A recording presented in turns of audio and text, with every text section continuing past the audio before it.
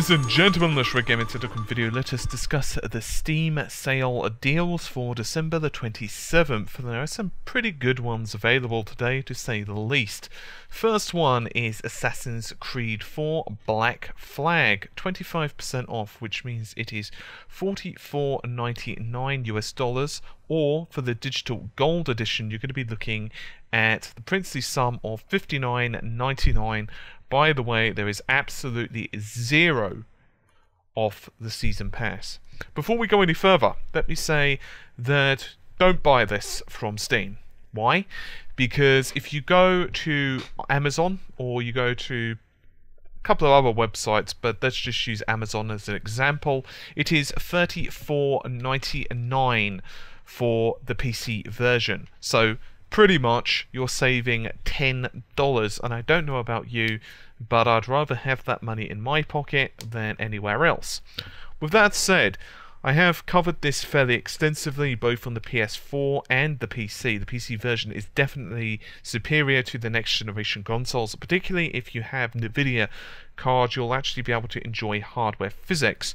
Your mileage may vary on that, but to me it is a nice addition. Gameplay, of course, is very similar to what you'd expect from Assassin's Creed, and honestly, it is a pretty awesome title. Sure, there are some issues, primarily because it's still linked to the old generation, so the graphics maybe aren't quite as good as what they will be for Assassin's Creed 5 or whatever it ends up being called, but overall, if you've had a passing interest in the series, I would highly recommend this game. Looks beautiful. I just wouldn't recommend purchasing it on Steam simply because you're going to be paying extra monies. Next up is Orcs Must Die 2. There's two options for this. One is a single standalone version, $3.74. The second is a 2-pack, $9.99. But by the way, guys, I forgot to mention with the Assassin's Creed 4, there's also graphics comparisons, so you can check it out versus the PS4 if you've got a PS4 and you're not sure whether to get the PS4 version or the PC. But anyway, as I was saying, Orcs Must Die 2, there's a demo of it available. And honestly speaking, yeah, I'd probably recommend you check it out. I've done a first impressions of this as well if you want some extended gameplay. The basic premise is simple. You basically are playing a tower defense game, so you need to stop your environment from getting overwhelmed with orcs, and you basically need to kill them. It's not like it's just passive where you're just setting traps, so you can also fight too. It's a quite nice looking game, and it's kind of fun. I have some issues with it in that if I played it for long periods of time, I got somewhat bored, but I think this game would excel in multiplayer. Honestly, if you can get someone else to play with, and I'm actually really surprised that the 2-pack is so expensive. Because if you actually pick up the 2-pack, you're going to be ending up paying more money, so it's actually cheaper just to buy 2 singles. But I'm not quite sure what's going on there. But regardless, yeah, it's a fun game. I'd recommend at the very least trying out the demo. You've got a little bit of time, and if you like it, then plump for the full game. Next, we have Valve's Portal 2. There's two versions of this. One is a 2-pack, which is $8.74. So that's actually a saving compared to the single version, which is $9.99. You can also pick up a Portal bundle, which is 75% off, $6.24. Or you can pick up various other bits and bobs, including the complete pack or the final hours, which is basically a, well, DLC. So Portal doesn't really require any introduction. It's pretty damn synonymous. There are so many memes about it, such as the cake is a lie. And the basic premise is simple. You are playing a puzzle FPS and you must navigate a series of complicated environments using a gun that fires a portal onto two surfaces, one you'll enter and one you'll exit from, which leads to some fiendish puzzles. It also means, of course, it's not just you that can go through the portal, but various objects, for example, goo or whatever. Honestly speaking, you're either going to love this game or it's not going to be your thing. You probably won't have a happy medium. But for the price, if you've not already played Portal for some reason, if you've not, if you don't own the original Portal, I was even given it for free via Valve. I'm imagining was probably because I bought Half-Life 2 way back in the day. Regardless, it's a cool game. Graphically, it's a little dated in places, but it does have a ton of atmosphere. For the price, if you're interested in this type of thing, you're certainly not going to be exactly shooting yourself in the foot, even if you don't like it. I mean, it's like $5. So, I mean, if you're going to pick up Assassin's Creed 4 Black Flag from Amazon, for example, with the $10 you're going to save compared to Steam, you might as well play Portal 2 for something a little bit different. Well worth it. It's a little old, but hey, it's a very good game. Next, we have Call of Duty Black Ops 2. So it's available currently for 50% off, which is $29.99. And before you ask, no, it's not cheaper on Amazon. So, I think many people don't really need an introduction to Call of Duty. It's pretty damn well known what the game's about, so I'm going to instead speak about if it's worth purchasing it, in terms of the fact that obviously you've got Ghosts. Ghosts wasn't well received, primarily because it wasn't well optimized for the PC, whereas Black Ops 2 was pretty well optimized for the PC. Gameplay-wise, you know, it really depends. Like, if you're one of those players that really just wants the latest and that's it, then go for Ghosts. The problem with going with Black Ops 2 is people are going to know the levels by now. People are going to know the maps, people know, you know, the best tactics, and people are also leveled up and have got weapons that are pretty damn superior to the opening. So, I mean, to be honest, most of those issues are going to be prevalent in Ghosts anyway, where people automatically just jump on it and within a couple of days have tons of gear advantage over you. But obviously they won't know the levels quite so well as what they would Black Ops 2. Black Ops 2 still has a really good following. Zombie mode is very fun, if, you know, it is zombies, so it's a little bit more of the same. Honestly, for the fact that this is a better PC version, that could sway people. There were some issues with Call of Duty Black Ops 2, Ghosts, which were fixed through patches, for example, the huge RAM requirements. But overall, I think the textures and so on don't really do justice to a high-end PC. I mean, they're not great on console, but for a high-end GPU on a PC, they're just lackluster. Not to say it's a bad game. The gameplay's solid. I just have hard difficulty recommending Ghosts. So with Black Ops 2, yeah, it's a really good game. Yes, it's tons of fun. I admit I like it. You know, it can be a bit annoying sometimes with some of the cheesy tactics, but you learn to adapt through them. The bigger issue is, do you want to pay this money for a game that's a year old when, of course, it has a sequel? Honestly, I think it's worth it, but it really depends on your mentality. Next up, we have Prison Architect.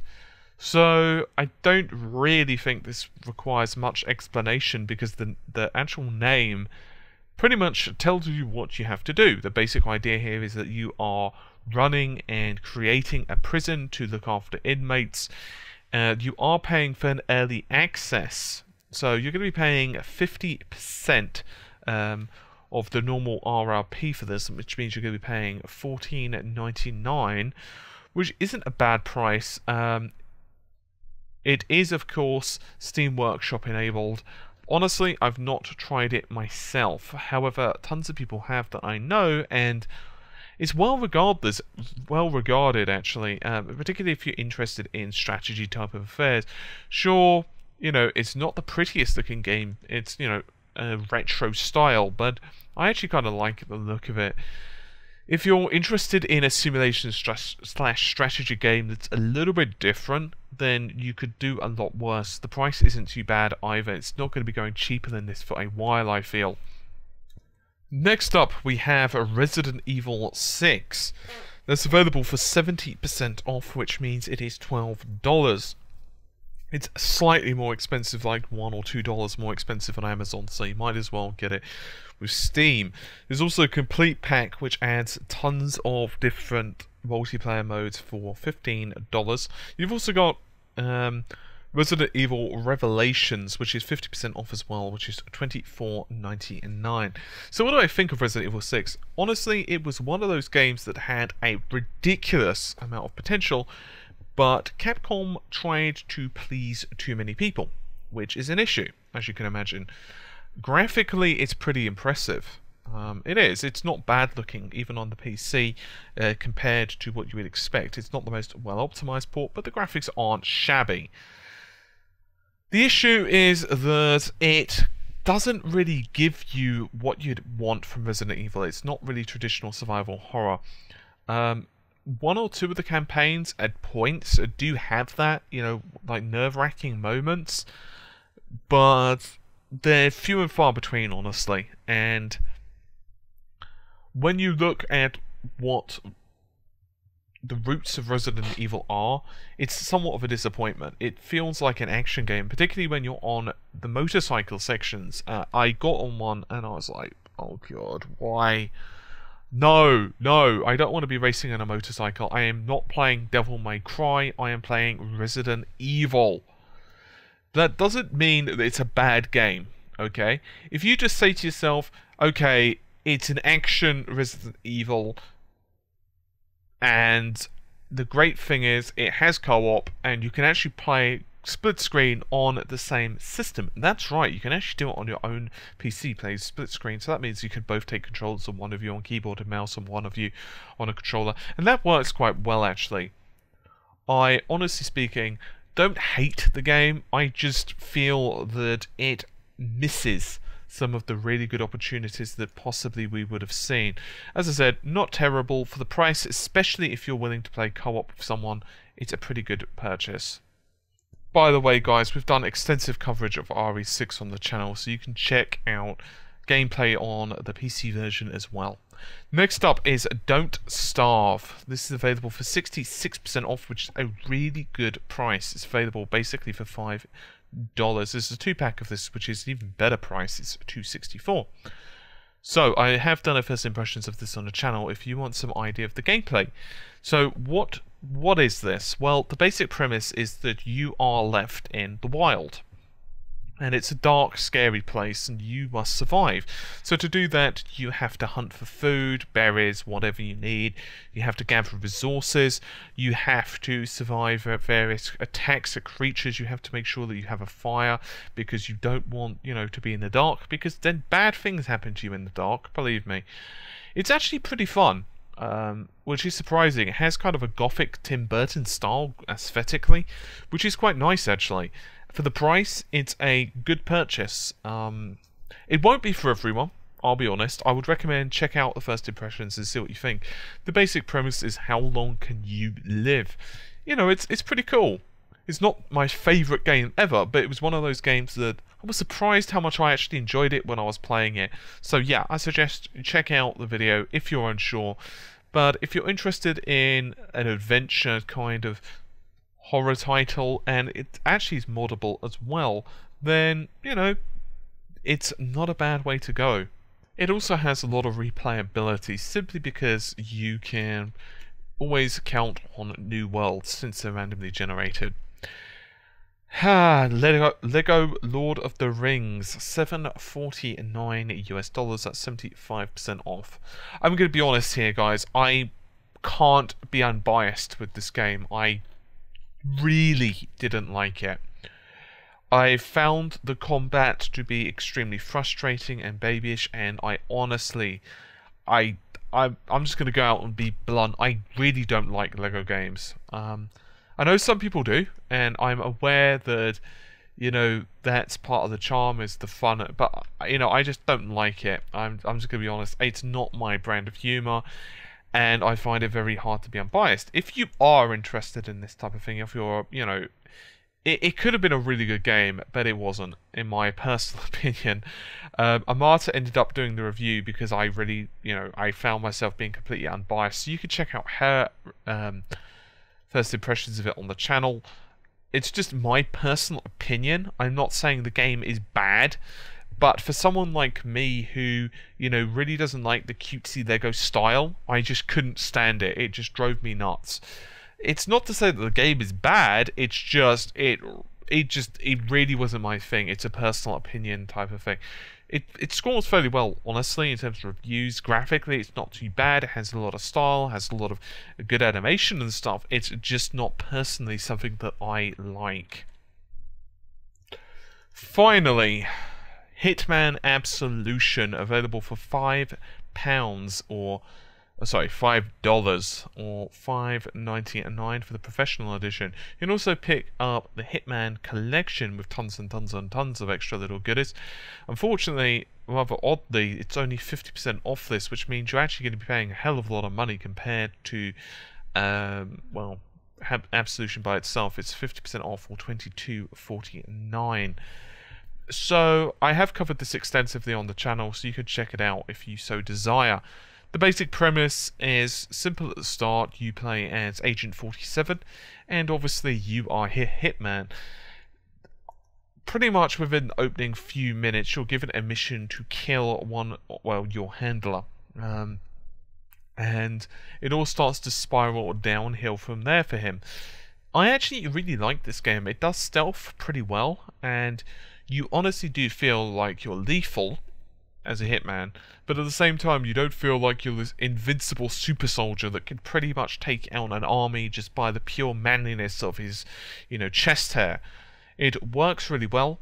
It deserves to have done slightly better in sales figures, honestly. The PC version also looks fairly beautiful, I must confess. That pretty decent texture resolution, good frame rate, and so on. So yeah, PC version's okay. It plays pretty well with mouse and keyboard. I would personally recommend a joypad if you're not 100% comfortable, but for someone like me who's really used to keyboard and mouse, I found aiming with it considerably easier. Definitely one for the buy pile. Anyway, that's about it for this particular video. Hopefully you enjoyed it. I'll see you soon. Happy purchasing on Steam, and I'll take care. Bye for now.